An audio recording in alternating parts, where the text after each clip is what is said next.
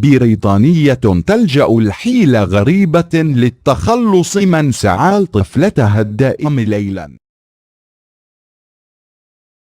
أعزائي المتابعون، أهلا وسهلا بكم في قناة تيبلز.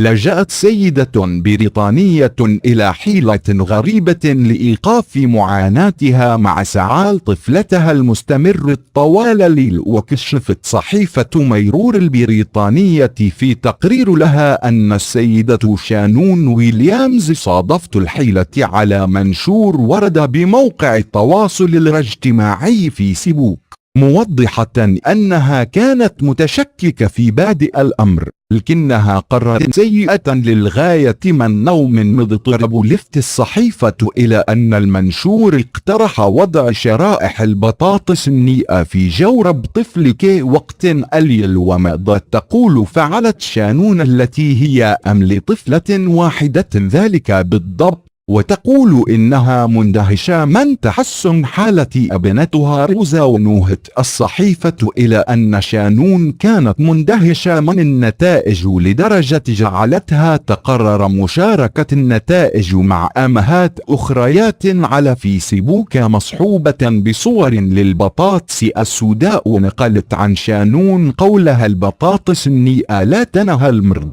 لكنها تخفف معظمه.